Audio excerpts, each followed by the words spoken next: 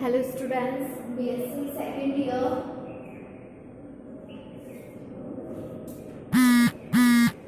Unit हम इसकी third पढ़ रहे हैं। पेपर है आपका सेकेंड।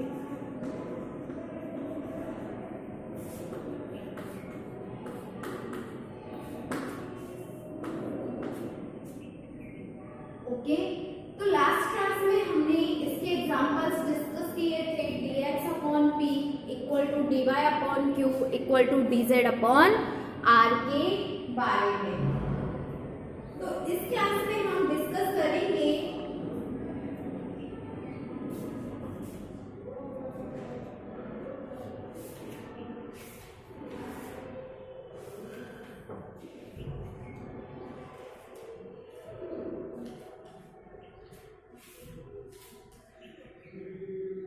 तो नेक्स्ट एग्जांपल हमने सॉल्व कर लिया था, जिसमें हमने दोनों जो हमारे टर्म्स है, first terms and second terms, उन दोनों टर्म्स को हमने मल्टीप्लाई किया था और वो हमने एक होमोजेनियस इक्वेशन, एक समघात समीकरण थी। उस समघात समीकरण में हमने क्या किया था, उसका फॉर्मूला पुट किया। आज की क्लास में हम उसका इंटीग्रेशन करके उस क्वेश्चन को सॉल्व करेंगे। ठीक है, तो हमारे पास टर्म्स थी माइनस का 2 अपॉन v प्लस का 3v square upon v cube plus 1 dv equal to dx upon x। तो लिखेंगे यहाँ पर समाकलन करने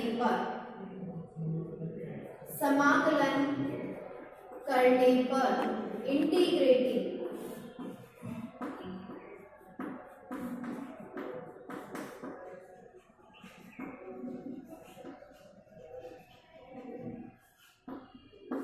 ठीक है। तो माइनस 2 अपॉन वी का होगा, माइनस का 2 एक कांस्टेंट है और 1 अपॉन वी का होता है लॉग वी। तो माइनस 2 लॉग वी प्लस का वी क्यूब प्लस 1 हमने क्या माना, टी के इक्वल लिया। वी क्यूब प्लस 1 हमने क्या किया, टी के इक्वल। तो 3v square dv equal to dt। तो इसकी जगह हम dt रखेंगे, यहाँ t। dt अपॉन t का इंटीग्रेशन समाकलन होता है log t। तो log v क्यूब प्लस का 1 equal to log x plus का log c2। क्योंकि कांस्टेंट यूज करना है, सारी टर्म्स log में है, तो ऑब्वियसली बात है हमें इसे भी किसमें लेना होगा, log में। क्लियर। अब देखो log की प्रॉपर्टी लगाएंगे तो -2 इसके ऊपर चला जाएगा, log v की power -2 v cube plus 1 log c2 x log a plus log b। तो log a b equal to c2 x। अब v की वैल्यू पुट करो, तो हमने जो इक्वेशन थी वहां क्या माना था, y बराबर vx। तो v क्या हो गया, y अपॉन x। तो यहाँ लिखेंगे y अपॉन x की पावर -2। -2 पावर है तो इसको हम लिख सकते हैं x अपॉन y की पावर 2। यहाँ करेंगे y cube upon x cube plus का 1 equal to c2 x। Next step देखो इसका, x square y cube plus x cube upon x cube equal to c2 x। इसकी दो पावर से दो पावर कैंसिल, तो y cube plus x cube upon x y square c2 x cube plus y cube c2 x square y square. Equation number 2। Clear. तो equation first और 2 क्या करेंगे, जब इनको हम कंबाइन कर देंगे, मिला देंगे, तो हमें पूर्ण हल प्राप्त होता है। लिखेंगे समीकरण 1 व 2 को मिलाकर हमें पूर्ण हल प्राप्त होता है, पूर्ण हल प्राप्त होता है। we get complete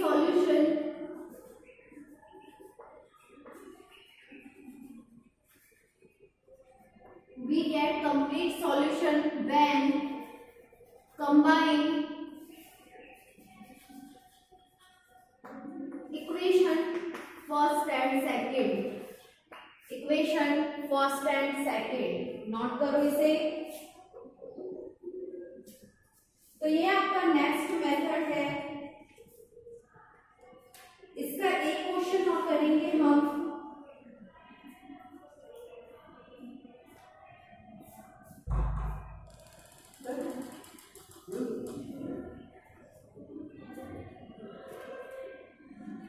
तो इसको नोट करो, फिर नेक्स्ट एग्जांपल करेंगे और उसी के साथ हमारा जो 5th चैप्टर है वो कंप्लीट हो जाएगा।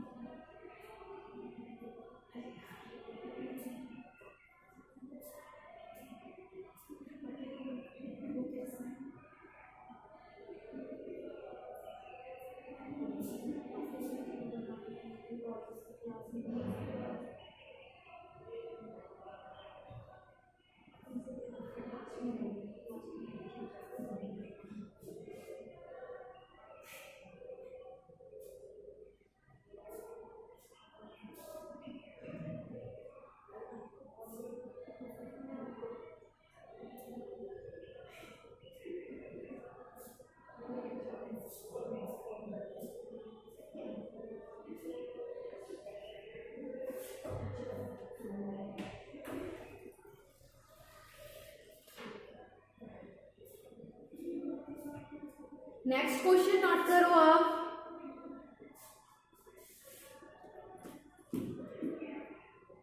इस मेथड के मैंने आपको 3 से 4 क्वेश्चंस करवा दिए हैं। लास्ट क्वेश्चन मैं करवा रही हूँ आप लोगों को, और आपका 5th चैप्टर भी इसके साथ खत्म हो जाएगा। तो लिखेंगे नेक्स्ट।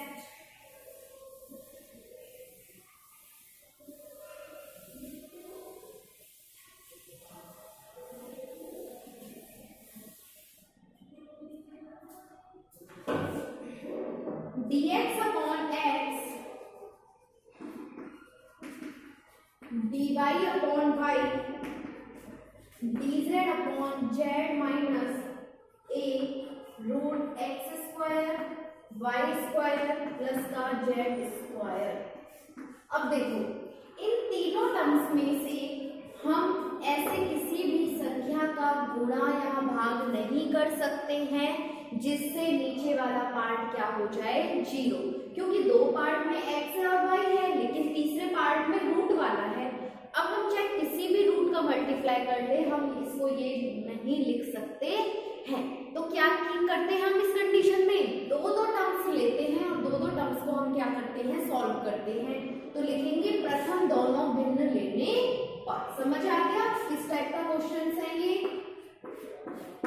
जब नीचे वाले पार्ट जीरो नहीं होते हैं तो इस कंडीशन में हम क्या करते हैं, दो भिन्न यूज में लेते हैं और उन दोनों भिन्नों से हम क्या निकालते हैं, हमारा आंसर। तो लिखेंगे प्रथम दोनों भिन्न लेने पर, प्रथम दोनों भिन्न लेने पर we use first and second terms, first and second terms, clear। तो dx upon x equal to dy upon y। तो हमारे पास दो टर्म्स हैं dx upon x equal to dy upon y। तो दोनों को क्या करेंगे, हम समाकलन कर देते हैं। तो लिखेंगे समाकलन करने पर integrating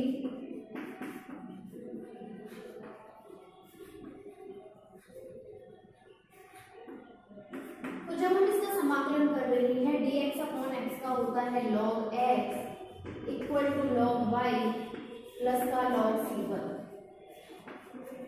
clear. x equal to y c1 equation number first. जब हमने इसकी ये टर्म्स हमने सॉल्व करी है तो यहाँ पर हमारे पास आंसर क्या आ गया, x equal to y c1 या c1 1, ओके।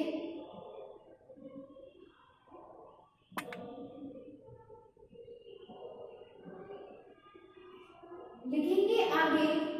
अब हम क्या करेंगे, दोबारा कोई और भिन्न लेंगे, कोई और टर्म्स यूज लेते हैं और सॉल्व करते हैं। लेकिन जो हमें तीसरी टर्म्स दी है वो टर्म्स बहुत अटपटी है, बहुत टफ है। तो हम फर्स्ट और सेकंड थर्ड को भी अगर यूज करें तो भी हम हमारे क्वेश्चंस को सॉल्व नहीं कर सकते हैं। तो इस कंडीशन में हम इसको सॉल्व करेंगे इस टाइप से, dx upon x dy upon y equal to dz upon z minus a x square plus y square plus z square.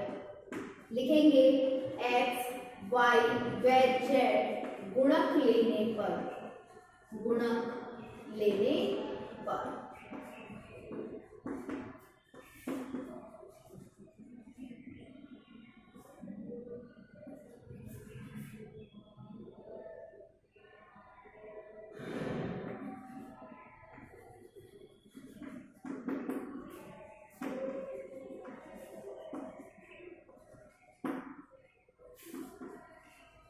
तो हम क्या करेंगे, x का ऊपर नीचे, y का दूसरी में ऊपर नीचे और z का तीसरी में ऊपर और नीचे मल्टीप्लाई करते हैं। तो देखो फर्स्ट टर्म क्या हो जाएगी, x dx upon x square plus y dy upon y square plus z dz upon z square minus का a z root x square plus y square plus का जेड स्क्वायर। अब देखो हमने क्या किया, इसमें x का मल्टीप्लाई ऊपर नीचे किया, y को ऊपर नीचे किया, z को ऊपर नीचे किया और तीनों को हमने जोड़ दिया। जोड़ देंगे तो हमारे पास ये इक्वेशन आएगी। इस इक्वेशन में हम देख रहे हैं x square plus y square plus z square, x square plus y square plus z square. तो इस कंडीशन में ये जीरो तो हुआ नहीं। अब जीरो नहीं हुआ तो हम इसको किस मेथड से सॉल्व करेंगे वो देखेंगे। लिखेंगे माना कि x square plus y square plus z square equal to u. तो नोट करो यहाँ तक, फिर इसके आगे सॉल्व करेंगे इसे।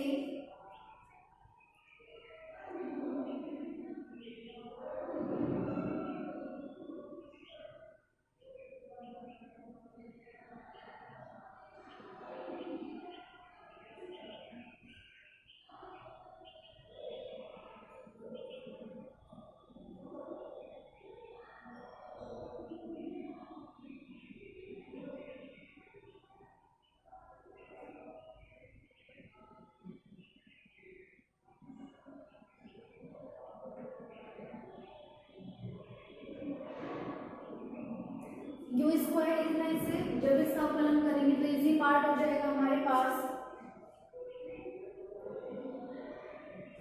लिखो इसे।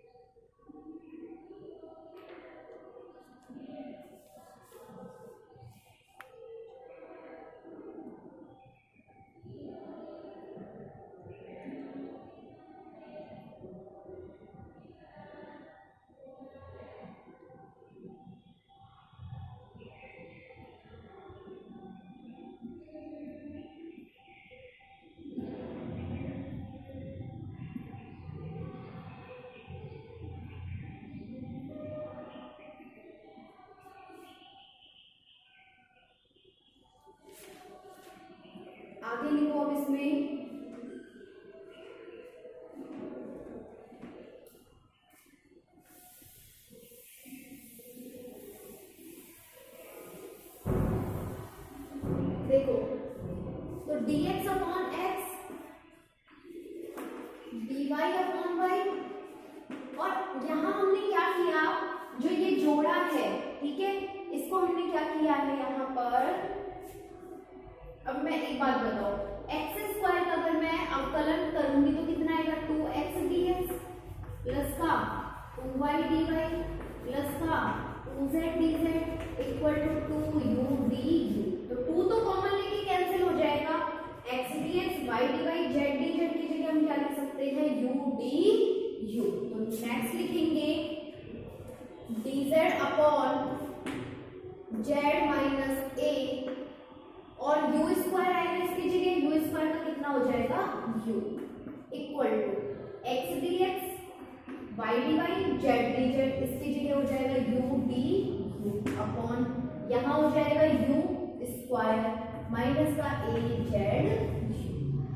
क्लियर इतना। नेक्स्ट स्टेप में हम यहाँ क्या करेंगे, u हमारे पास कॉमन है तो यहाँ से हम u को कॉमन ले लेंगे, लिखेंगे आगे प्रथम व अंतिम भिन्न लेने पर। एक मिनट सॉल्व करते हैं पहले से, dx upon x dy upon y dz upon z minus au equal to u du upon u आ गया कॉमन, u माइनस का a z, इस u से ये u कैंसिल, तो dx upon x dy upon y dz upon z minus au du upon u minus का a z, dx upon x dy upon y, इन दोनों terms को मैंने क्या किया, जोड़ दिया, ऐड किया, तो dz plus du upon z minus का au प्लस का u माइनस का a z, तो dx upon x dy upon y equal to dz plus du upon, इनमें से क्या कॉमन है, au के यहाँ से 1 प्लस a कॉमन आ जाएगा, और 1 प्लस a कॉमन आएगा तो z माइनस का u,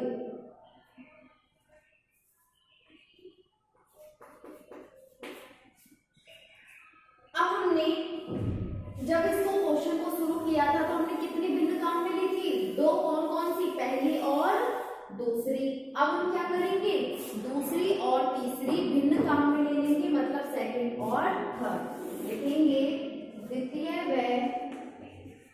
अंतिम भिन्न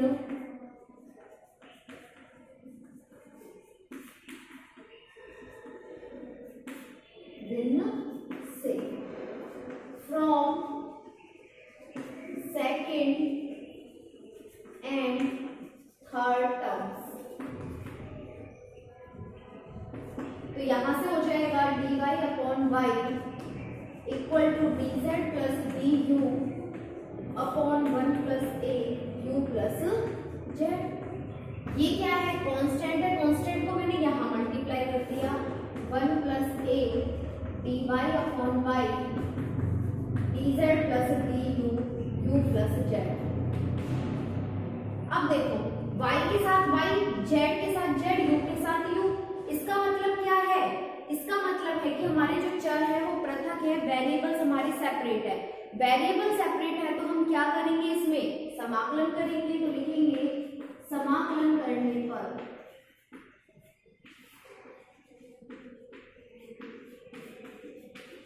इंटीग्रेटिंग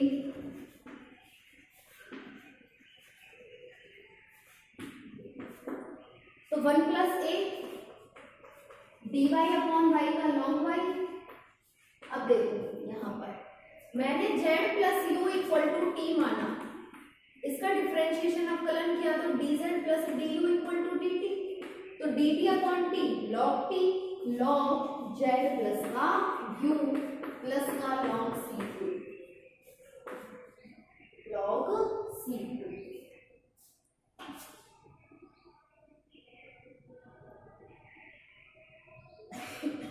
अब यहाँ देखो, अगर आप यहाँ पर प्लस का लॉग c2 लेना चाहते हो तो प्लस का ले लो, माइनस का लेना चाहते हो तो माइनस का।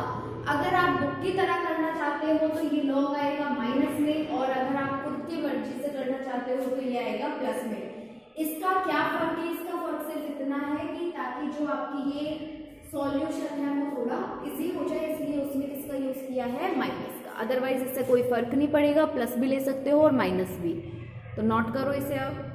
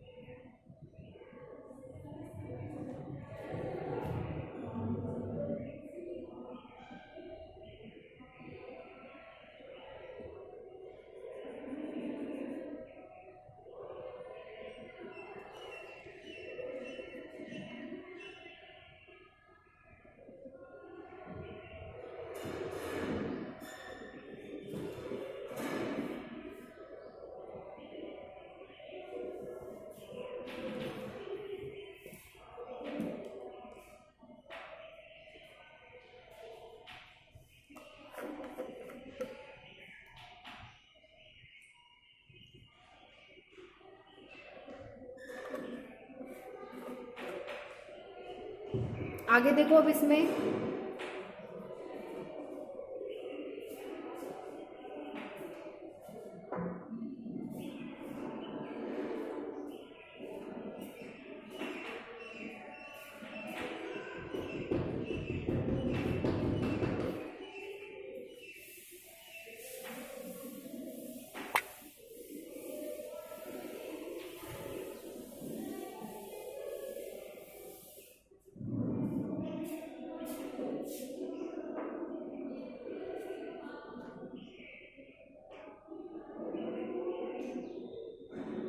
यहाँ से अब ये कहाँ चला जाएगा, y की पावर में, तो log y 1 plus a log z plus u upon c2। क्यों log a minus log b, log a upon b, log a upon b का फॉर्मूला यूज कर दिया, ठीक है। log से log y की power 1 plus a z plus u upon c2, तो z plus u equal to c2 y की power 1 plus का a। क्लियर। तो यहाँ पर हमारे पास u प्लस z आ गया c2 y की power 1 plus a। Sorry 1 minus a है, 1 प्लस बी है, जहां भी हमसे गलती से प्लस हो गया उसको माइनस कर लेना। तो हमारा क्या चल रहा है 1 माइनस का ए। अब हम क्या करेंगे, u का मान रख देंगे, लिखेंगे u का मान रखने पर, u का मान रखने पर, और u का मान क्या था हमारा, u का मान है हमारे पास z plus root x square plus y square plus z square equal to u square था, ठीक है। X square plus y square plus का z square equal to c two y की पावर 1 माइनस ए, समीकरण number 2। तो अब next step में क्या होगा, समीकरण 1 और 2 मिलकर हमें क्या देंगे, पूर्ण हल। समीकरण 1 व 2 मिलकर हमें पूर्ण हल देती है, हमें पूर्ण हल देती है। We get complete solution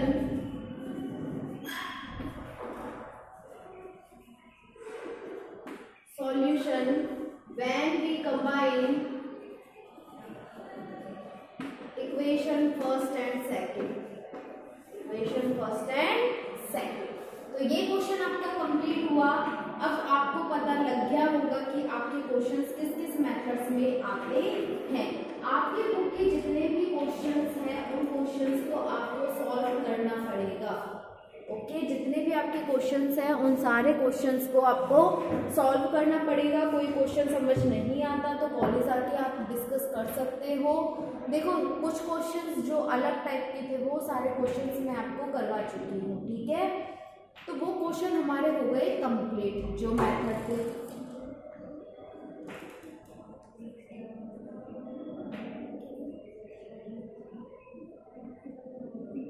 ठीक है, तो पहले ये नोट करो फिर मैं आपको आगे को बताती हूँ।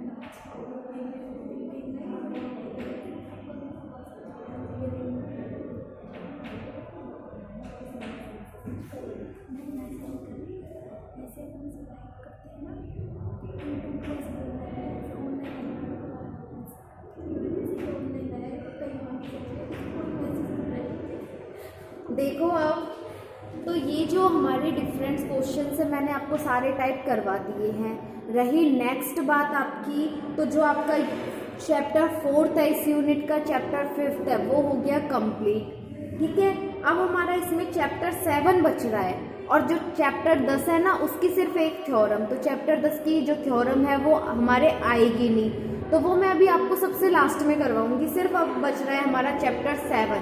चैप्टर 7 के बाद ये वाला जो हमारी यूनिट है थर्ड, ये हो जाएगी कंप्लीट। फिर हम स्टडी करेंगे इसकी 4th यूनिट के बारे में। ओके।